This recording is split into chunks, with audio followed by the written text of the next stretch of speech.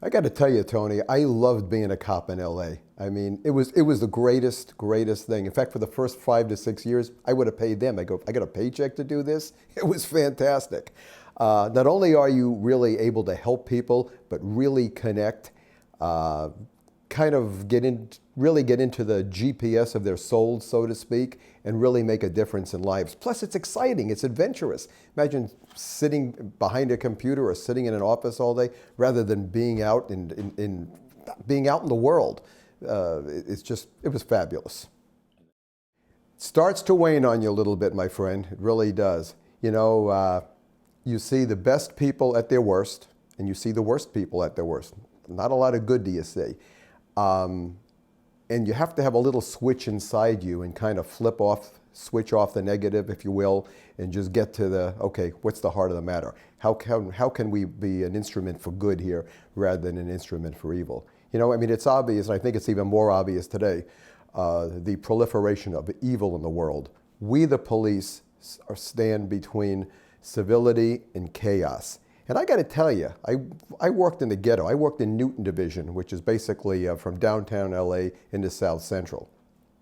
And most of the people there love the police, respect the police, and they know, again, that you are the only thing that stands between them and evil. And that's why it's a tremendous amount of satisfaction working in the streets of Newton Division. And I got to tell you, Christmas time, and the majority of the population was black at that time, with about a third being Hispanic. At Christmas time, they would bring food to the police station. They would invite us into their homes to eat with them on Thanksgiving. It was phenomenal. So when you hear all this about the police suppressing the folks in the ghetto and all this stuff, that's nonsense. The bad people there, like bad people anywhere, didn't like you. But the good, much more police support in the black area and the Hispanic area than I found in the wealthy upper class areas. The theater of operations that police departments work in is generally is sometimes the result, or quite often the result, of the breakdown of the family, the breakdown of the culture. Much of the problems we see today that police have to confront are because of these two issues. But yet, through police baiting and the media pop culture society we live in, it's easy to blame the police for that rather than the breakdown of the culture itself. I mean, let's face it, Tony, when things happen or things go awry, who do you call? You call the police. That's they're probably the only people you're going to call. And they have to intercede in situations that probably they were not trained for in the first place. But again, breakdown of family, breakdown of culture, societal breakdown. What do we have? Police confronting these issues that they were not involved in creating. And many of these issues, there really is no pat, politically correct, easy answer for. On the car door of the Los Angeles Police Department, the police car doors, it says to protect and serve. Well, that doesn't necessarily mean putting handcuffs on people and arresting them. Police have to be involved on the front end rather than just the back end. They have to be very proactive, better, in addition to being reactive. I mean, isn't it better to prevent crime than to solve it? That's how we felt.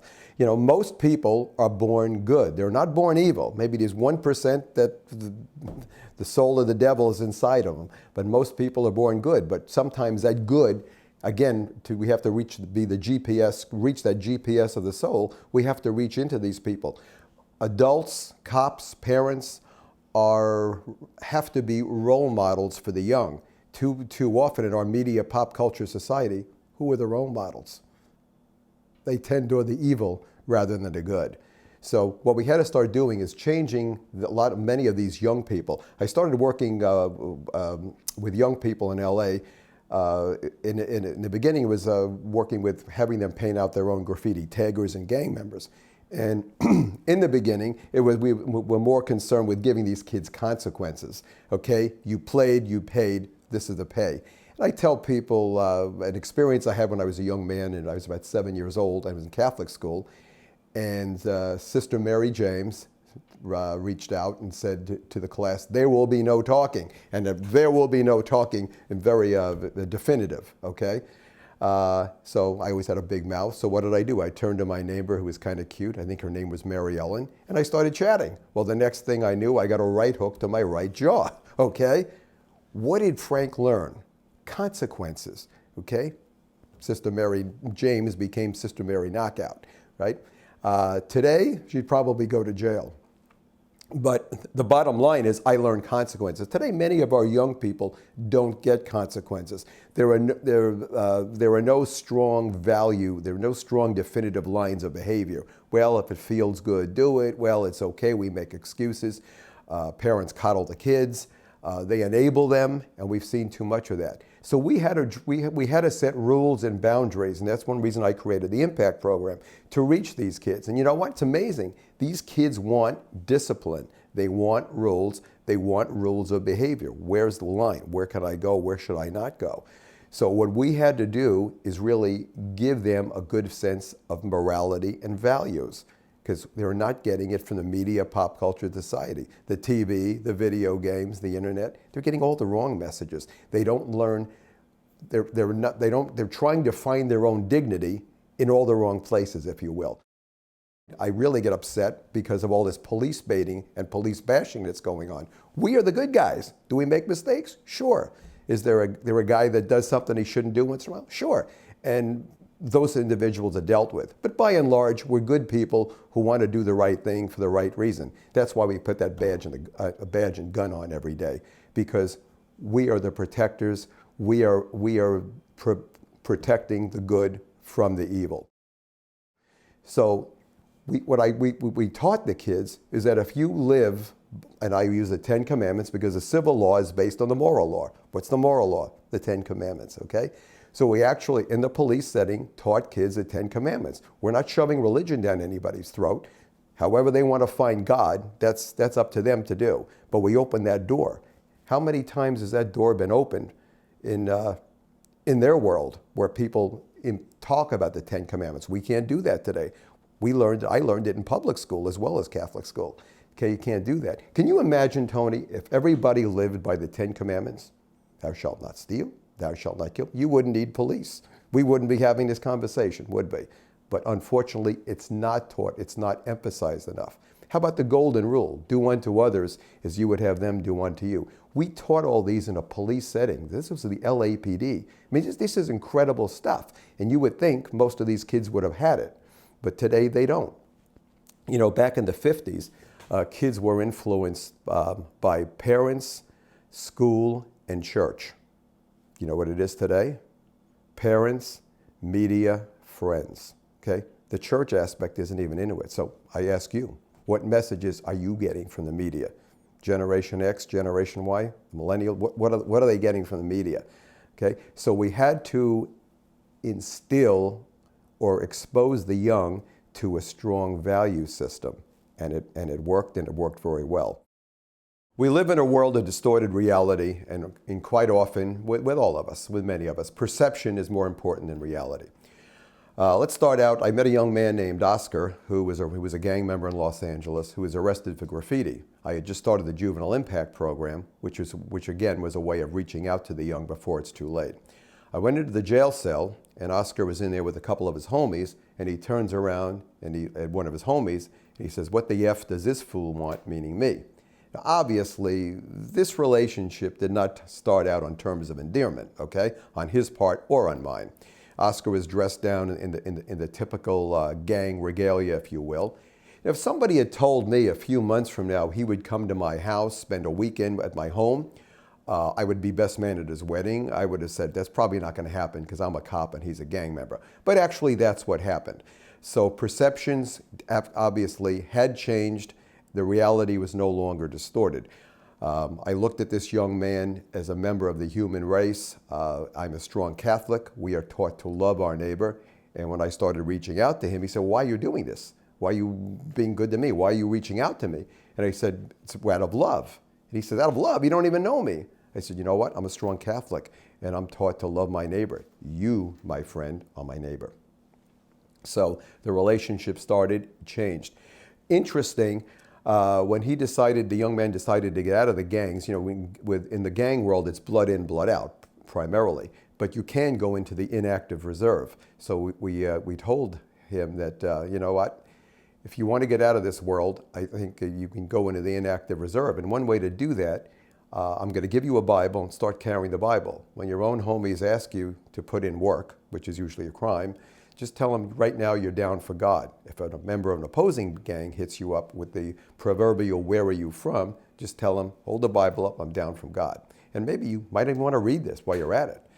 So a few weeks later, Oscar comes to me and he says, you know, this Bible thing is working. The homies are leaving me alone.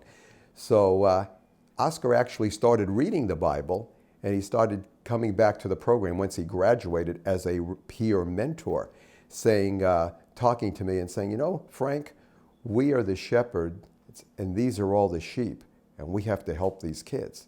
Now, amazing, from a bad sheep to a good shepherd. How did that happen? We like to think the Word of God through the Holy Spirit. Parents needed somebody to help them with these kids, and the police quite often were the only people to turn to. In the beginning, it was more about consequences. Then I went to a religious retreat up at the Sierra Madre Retreat House, run by the Passionist priest, and the priest that ran it was a good friend. Well, he became a good friend, Father Steve. And then Father Steve and I developed a relationship, and he said one day, he asked me, hey, how's that kid program at the police station working out? And I said, oh, Father Steve is great. We're getting a pound of flesh out of these kids. They play, they pay. And he gives me that look like, you know, when he does one of these and looks up and goes, really? Not satisfied with the answer. He says, you know, you got to reach out and start touching their souls. Start saving their souls. I said, well, you know, I'm all for doing what I can, but, you know, you're the priest. You're the soul saver, not me. I mean, I'm all for helping, but it's up to you. And he said, no, my friend, it's up to all of us. So we started taking more of a mentoring approach, and the changes were profound. Many of these kids came from broken, dysfunctional families. As I said earlier, the theater of operations police work in is because of the breakdown of the family and the breakdown of the culture, a breakdown of a strong moral and value system in our country. Fathers discipline, and hopefully they discipline with love, and they discipline because of love, because they don't want to see their children end up going down the wrong path. So in many cases, I and some of the officers and some of the volunteers that work with us became father figures to these kids. It happened with Oscar. It happened with a young man named Carlos, who eventually, he had done some time for 2 years for armed robbery. He became like the son I never had. So thanks to the good Father Steve, again, my epiphany, if you will, led to the epiphany of many of these young people. It's more about culture than race. Now, obviously, if you work in a black area, most of the people you arrest are probably going to be black. If you work in a white area, most of the people you're involved with are going to be white. But it's really a cultural situation, not a race situation. And I tell you, I really get quite angry to see the police being blamed for a lot of these shootings that are going on today, with the exception of only a couple of incidents. Most of the incidents, most of the police officers were justified. I think the media pop culture society and the breakdown of the culture and the family led some of the people who were killed or on the wrong end of police confrontations was because of their being influenced by what? Rap music, a culture of violence, violent video games. What are the messages of those? Take a young kid that has no family or little family interaction, no father. Where is he learning to be a man from? He's learning it from the drug dealer in the street, from the video, from the gangsters he sees, from the proliferation of violence, where in his world, violence is what makes you a man. That the bigger your gun, the more of a man you are, if you will. They don't know, they're not taught about character, integrity, virtue. The integrity, as I always tell the kids, it's what's inside you that make you a big man, not all the other stuff. Tony, this is a story that had to be told. My epiphany led to the epiphany of many. And actually, the epiphany is still going. The Juvenile Impact Program at LAPD is still going 20 years and over 10,000 kids later, which is tremendously gratifying for me that, you know, we were able to make a difference in so many lives of so many young people. It's a story of reaching into the souls of young people and really turning those souls around so they would become good moral people. You know, the objects of police departments is not just to hook and book. And believe me, I was a hook and book 'em type cop, but that's not all it's about. Okay, it's a lot better to reach in and work with the young on the front end rather than the back end, because again, it shows that the profound influence that a police officer can have. Again, not just about solving crimes, not just about chasing bad guys, but turning them around from bad to good. Because really, the story ultimately is about good versus evil, and good wins.